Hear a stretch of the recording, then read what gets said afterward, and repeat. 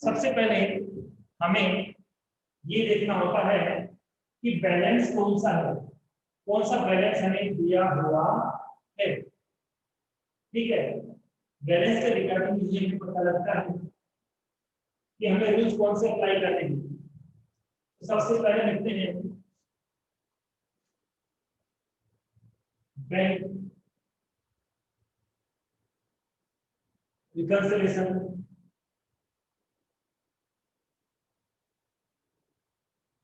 Statement. Bank reconciliation statement as on ये data आपको given है, पब्लिक को गिवन नहीं है, इतना सा लिखकर आपको रीड करना छोड़ देना। अमाउंट को तुरंत लिख लेते रहेंगे। फर्स्ट है डिटेल्स, देन टोटल,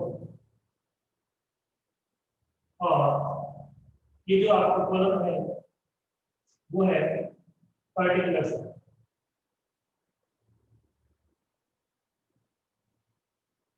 इस तरह से फॉर्मेट को हमने रेडी कर लिया। अब इस क्वेश्चन के अंदर बैलेंस कौन सा है, एक बार लिखना क्या पड़ेगा आपको, बैलेंस एज पर। अब आप क्वेश्चन में रीड करके बताइए कि बैलेंस कौन सा गिवन है, कौन सा बैलेंस हमें दिया गया है। ऑर्डर एज पर पास बुक, ऑर्डर एज पर पास बुक, तो ऑर्डर भी एक बैलेंस ही होता है। तो क्या करेंगे, balance as per passbook. But इसको डेबिट बैलेंस मानना है या क्रेडिट बैलेंस मानना है, ये आप बताइए। इसको डेबिट बैलेंस मानना है या क्रेडिट बैलेंस मानना है, ये आप बताइए। कौन सा बैलेंस आप इसको मानना है,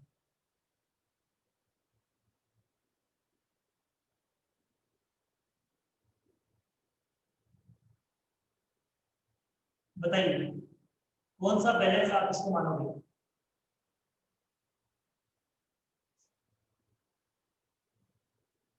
देखिए कल मैंने बताया था, मैं फिर से रिपीट करता हूँ, फिर से रिपीट करता हूँ, फिर आप दोबारा आंसर देना। बैंक ऑर्डर,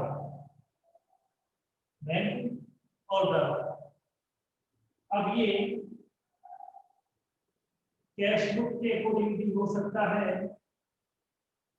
और पासबुक के अकॉर्डिंग भी हो सकता है। कैश बुक के अकॉर्डिंग ओवरड्राफ्ट हो सकता है और पासबुक के अकॉर्डिंग भी बैंक ओवरड्राफ्ट हो सकता है। कैश बुक के अकॉर्डिंग बैंक ओवरड्राफ्ट है तो ऑलवेज बैलेंस कौन सा होगा, सीआर होगा। कैश बुक के according, I repeat, cash book के अकॉर्डिंग ओवरड्राफ्ट है तो बैलेंस ऑलवेज कौन सा होगा, क्रेडिट होगा।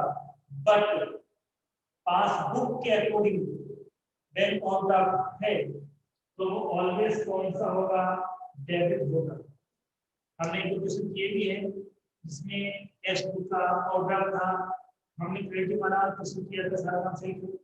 तो हम जानते हैं कैश बुक का रिवर्स होता है पासबुक, कैश बुक का रिवर्स होता है पासबुक, और कैश बुक का ओवरड्राफ्ट जब सीआर बैलेंस होता है तो पासबुक का ओवरड्राफ्ट सीआर कैसे हो सकता है। तो याद रखना, कैश बुक का ओवरड्राफ्ट सीआर बैलेंस होगा बट पासबुक का ओवरड्राफ्ट ऑलवेज डेबिट होगा। Is this clear? I repeat, cash book का ओवरड्राफ्ट है तो वो ऑलवेज, रिपीट, कैश बुक का ओवरड्राफ्ट है तो ऑलवेज वो क्रेडिट बैलेंस होगा, ठीक है। बट पासबुक का ओवरड्राफ्ट है तो वो ऑलवेज डेबिट बैलेंस होगा। Is this clear? क्या सबके ये बात समझ में आ गई है? क्या ये बात मैंने कभी बताई थी बात? इसको हमेशा याद रखना, ऑलवेज इस बात को ध्यान रखना कि पासबुक का ओवरड्राफ्ट क्रेडिट बैलेंस है, कैश बुक का रिपीट, कैश बुक का और ड्राफ्ट तो क्रेडिट बैलेंस है, पासबुक का और ड्राफ्ट डेबिट बैलेंस होता है। अब रूल्स कौन से अप्लाई करने हैं, रूल्स कौन से अप्लाई करने हैं, पॉजिटिव या नेगेटिव, जनरल रूल्स, करेक्ट है। आप चाहो तो यहाँ लिख सकते हो क्रेडिट रूल्स के आगे, मेरे पास स्पेस कम है, आप लिख सकते हो बैंक ओनली ऑर्डर लिख दो।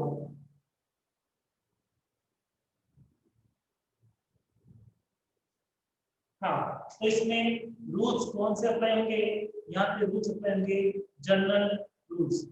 कौन से रूल अप्लाई होंगे, जनरल से I mean positive rule apply होंगे। तो हम कुछ ट्रांजैक्शन को एडमिट करेंगे और कुछ ट्रांजैक्शन को हम लोग लेस करेंगे, और इसके लिए हमें क्वेश्चन की वन लैंग्वेज को समझना होगा।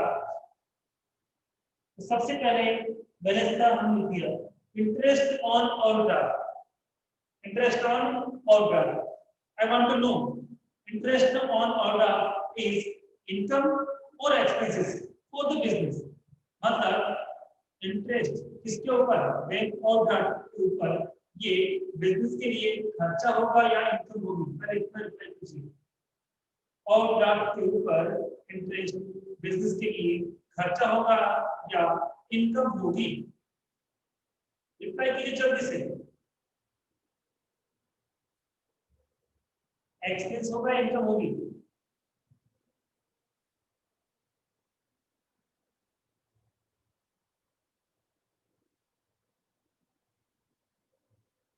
एक्सपेंस होगा, ऑलवेज क्या होगा, एक्सपेंस होगा। क्यों होगा, क्योंकि हमने बैंक से जितना अमाउंट डिपॉजिट था उससे ज्यादा अमाउंट निकाल लिया, तो बैंक की जो एक्स्ट्रा फैसिलिटी दे रहा है वो फ्री ऑफ कॉस्ट नहीं देगा, वो हमसे इस फैसिलिटी के रिगार्डिंग इंटरेस्ट चार्ज करेगा और हमारे अकाउंट में से कट कर लेगा।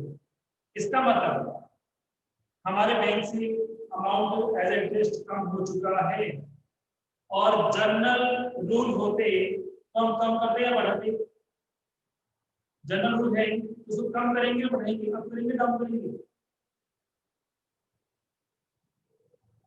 अब करना है, ऐड करना है या लेस करना है, क्योंकि रूल्स तो जनरल है। बैंक में अमाउंट कम हो गया है, बैंक ने इंटरेस्ट चार्ज किया है, तो बैंक के अंदर अमाउंट कम हो गया है, हम क्या करेंगे, एब्सोल्युटली करेक्ट, हम भी कम करेंगे। जनरल रूल्स में हमें बैंक को फॉलो करना होता है, बैंक में अमाउंट कम हो गया है तो हमें भी लेस करना होगा, कम करना होगा, तो हम करेंगे इंटरेस्ट ऑन बैंक और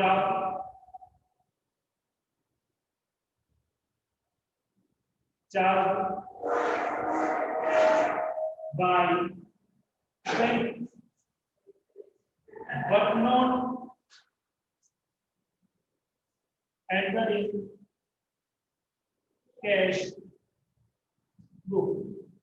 And how much amount of interest on bank overdraft? Bank overdraft के इंटरेस्ट का अमाउंट है तो हमारे बुक में दिया हुआ है 2000, कितना दिया हुआ है 2000, बैलेंस कितना था 20000। क्या यहाँ तक सबके समझ में आ गया है, क्या यहाँ तक सबके समझ में आ गया है?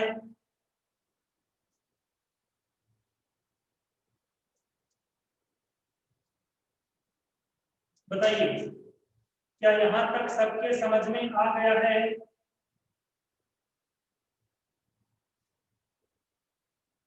वेरी गुड, आगे बढ़ते हैं, आगे बढ़ते हैं, नेक्स्ट ट्रांजैक्शन की ओर चलते हैं। Insurance premium paid by bank, आप बताइए क्या करना है?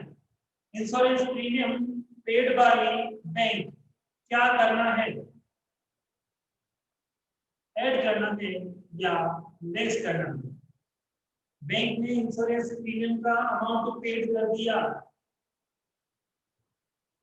बैंक ने इंश्योरेंस प्रीमियम का अमाउंट पेड कर दिया है, तो आप लोग बताइए ऐड करेंगे या लेस करेंगे? हाँ समझो, आपने करेक्ट कर लिया, गुड, वेरी गुड, ऐसे होना चाहिए, अपने मिस्टेक को हाथ सही कर लेना चाहिए। बिल्कुल सही बात है ऋतिक, अमूल, कम ही करेंगे। क्यों? क्योंकि बैंक ने जब इंश्योरेंस प्रीमियम को पे किया है तो बैंक का जो बैलेंस है वो कम हो गया है। रूल्स है जनरल, तो जब वहां बैंक में कम है तो हमें भी ऑब्वियसली कम ही करना पड़ेगा। तो हम क्या लैंग्वेज देंगे? Number 2, insurance premium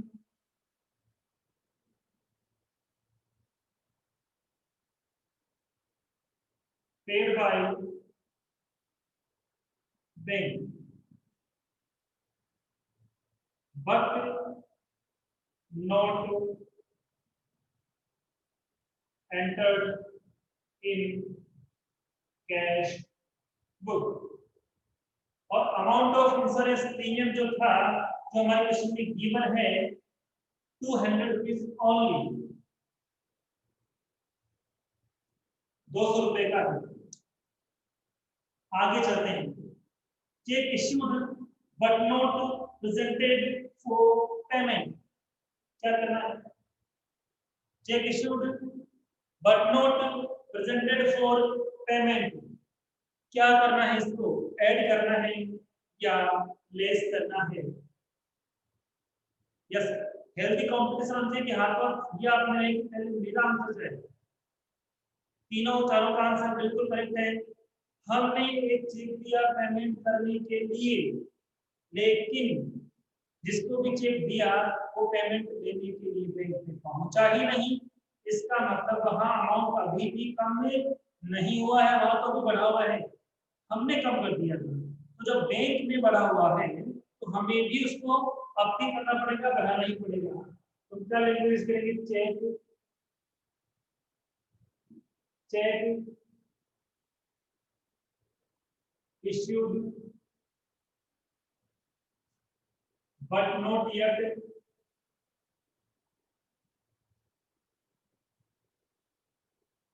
presented for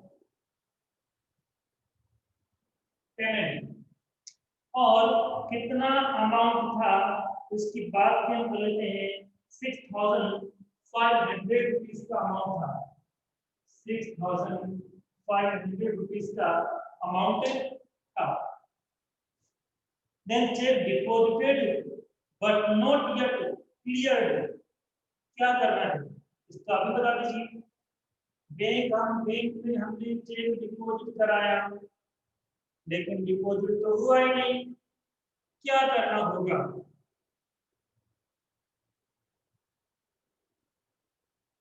हमने चेक डिपॉजिट कराया बट क्लियर नहीं हुआ, क्लियर नहीं होने का मतलब अभी तक डिपॉजिट नहीं हुआ है, तो हमें क्या करना पड़ेगा? सही का सही है, सही सबका, तो लेस करना होगा।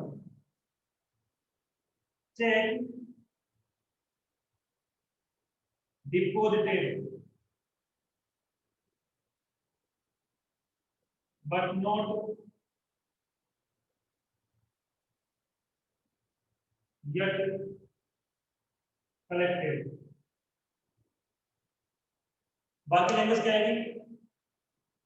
सही का सही दिक्कत नहीं।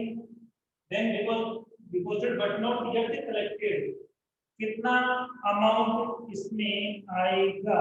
तो अकॉर्डिंग डिस्क्रिप्शन अमाउंट है 6,000 रुपीज,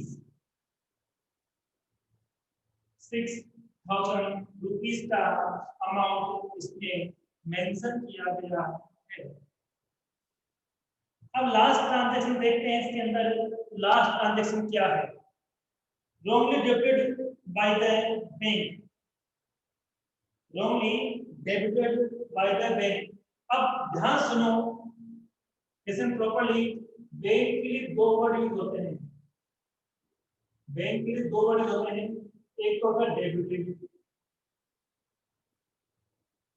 एक बार कई बार होता है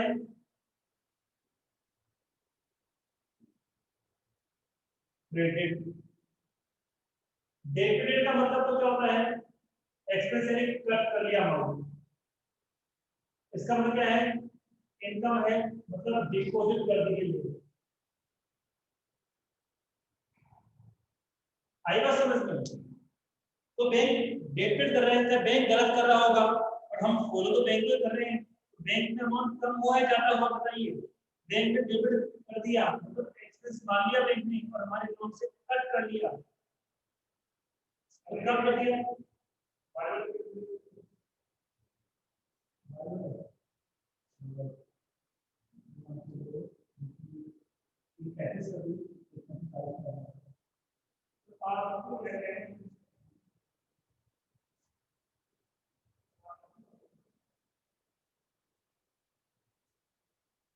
हाँ देखिए,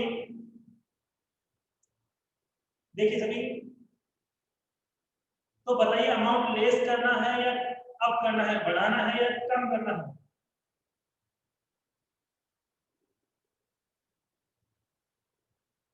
वेरी गुड, लेस करना है।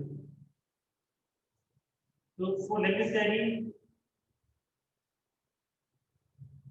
wrongly debited by bank.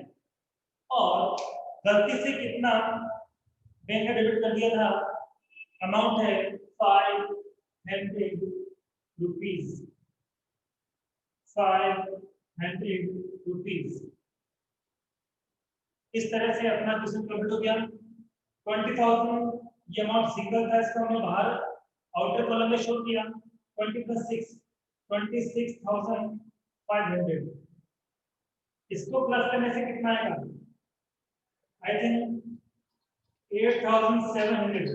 कितना आएगा, 8,700 का अमाउंट आएगा। कितना अमाउंट आएगा, 8,700।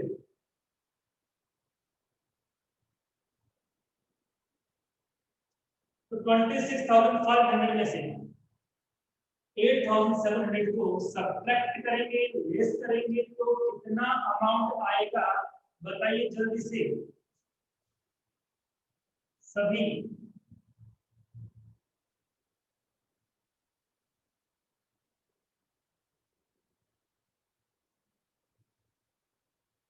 17,800 रुपीज का आंसर आएगा। गुड। बट यहाँ पे लैंग्वेज कौन सी लिखी जाएगी, 17,800 के सामने लैंग्वेज भी तो लिखी जाएगी। वो लैंग्वेज क्या होगी, वो लैंग्वेज क्या होगी,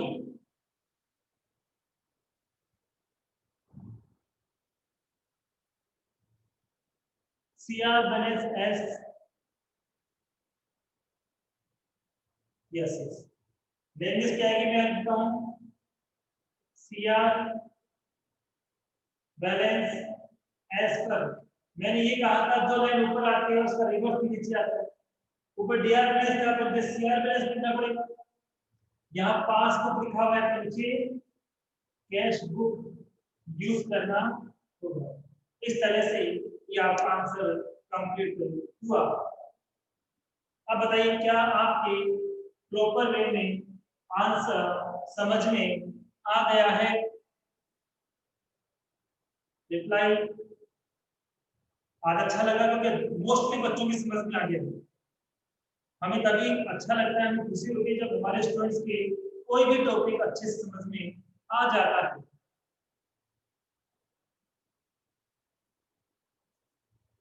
अब हम बात करेंगे 17 की। अब हम बात करेंगे 17 की कि 17 में किस तरह से, सॉरी 7 की। वेरी गुड पायल, योगिता, रवि, सबके समझ में आ गया। आप प्रैक्टिस करते रहो, सब कुछ आएगा, मेरी गारंटी है। लेकिन प्रैक्टिस नहीं करोगे तो फिर हम कुछ नहीं कर सकते। 7th चेक कीजिए, 7th चेक कीजिए।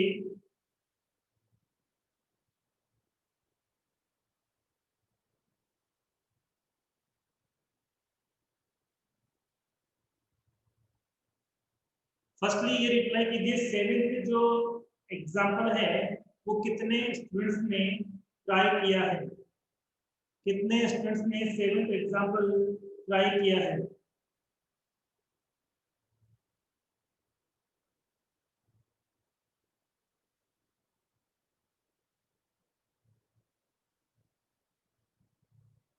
चलो हम इसको सोल्व करते हैं। तो सबसे पहले बताइए इसमें कौन सा बैलेंस ऑलरेडी गिवन है और कौन से रूल अप्लाई करने हैं। कौन सा बैलेंस गिवन है और कौन से रूल हमें अप्लाई करने हैं।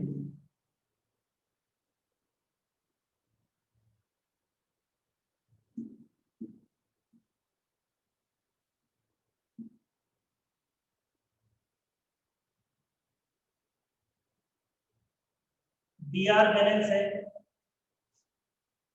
ये लो डीआर बैलेंस। किसका डीआर बैलेंस है?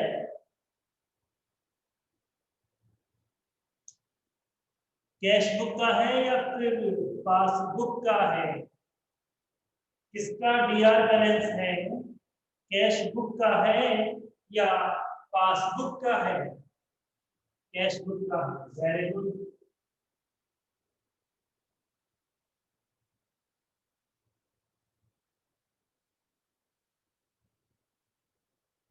And you know very well which type of rules applicable for this decision.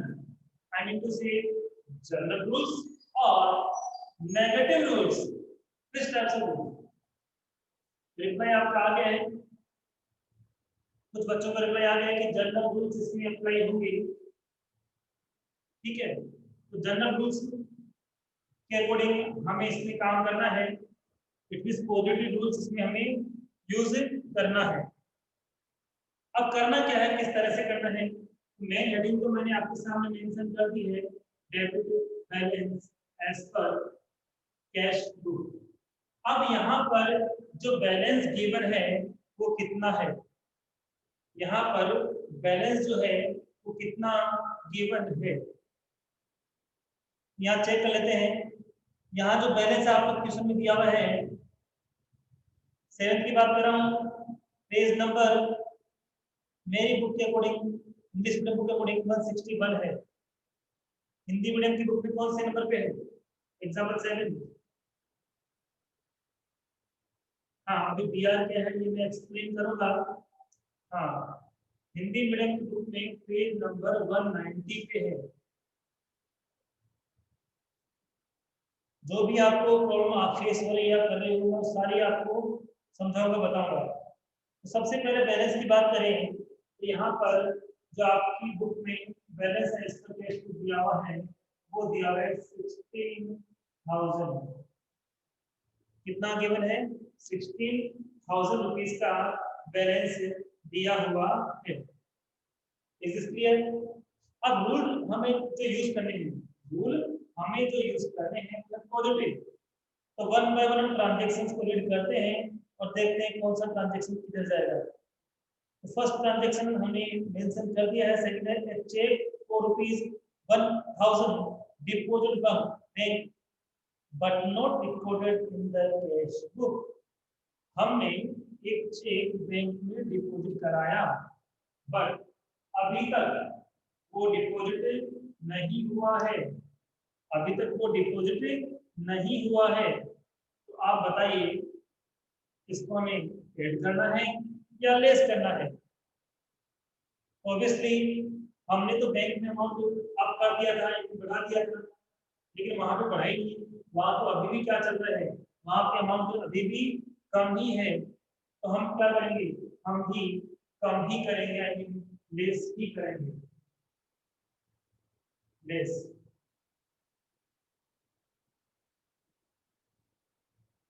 Check deposited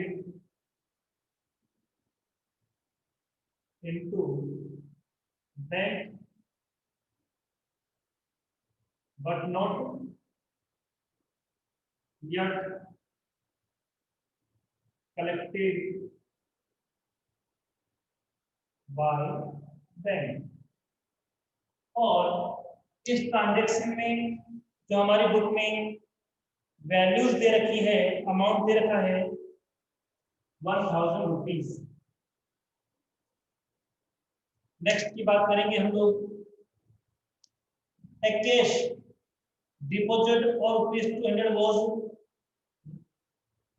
recorded in cash book if there is no bank column thereon। एक amount था जो हमने cash book के अंदर record कर दिया, but bank column में नहीं किया। इसका मतलब अमाउंट डिपॉजिट तो हो गया है, लेकिन सही जगह सही स्पेस में वो नहीं गया है, तो इसको भी हमें करेक्ट करना है। किस तरह से हम इसे करेक्ट करेंगे?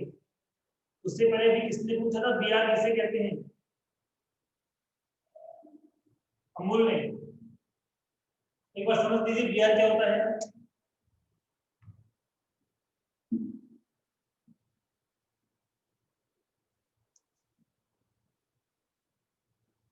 बीआर को जानने से पहले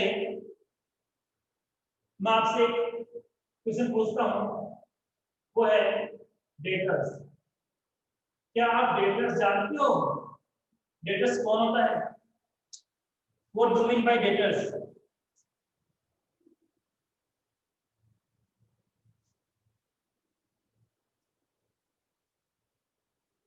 what do mean by debtors?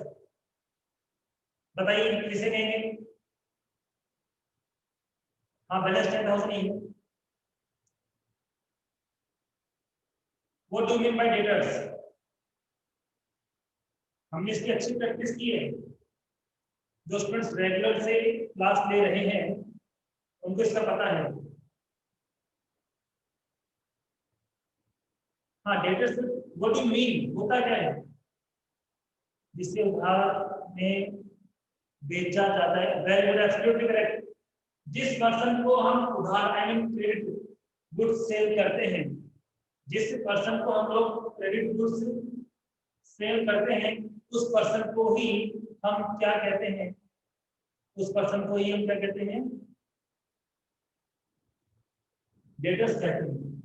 But debtors only shape पे होता है। इस प्रकार शेप पे कोई हम लोग डॉक्यूमेंट्स के अकॉर्डिंग इसको मेंशन नहीं करते हैं। बट ये डेटर ही क्या बन जाता है? बीआर बन जाता है। डेटर ही क्या बन जाता है? बीआर कब बन जाता है? जब हम रिटर्न में टाइम पे लिखवा लेते हैं कि आपको हमने इतना गुड्स सेल किया है और आप इतने दिन बाद इसका पेमेंट करोगे। फिर इसमें परचेजर के और सेलर के दोनों के सिग्नेचर हो जाते हैं। उस केस में डेटर इसमें क्या नाम हो जाता है? बीआर। डेटर और बीआर एक ही बात है। तो डेटर ओनली फेस पे होता है और बीआर उसी डेटर को हम लोग लीगल वे में एक डॉक्यूमेंटेशन फॉर्म में हम उसको मेंटेन कर लेते हैं। और जैसे ही वो लीगल फॉर्मेट में कन्वर्ट हो जाता है, रिटर्न में कन्वर्ट हो जाता है, डेटर डेटर नहीं रहता, वो क्या बन जाता है? वो बीआर बन जाता है। ठीक है। बाकी अपना क्वेश्चन काफी बड़ा है और टाइम हमारे पास काफी छोटा है। पॉइंट इसके अंदर है अप्रोक्सीमेटली 10 मिनट के आसपास है, अपने लिए किया है। तो हम बाकी नेक्स्ट क्लास में डिस्कस करेंगे। Okay, thank you so much.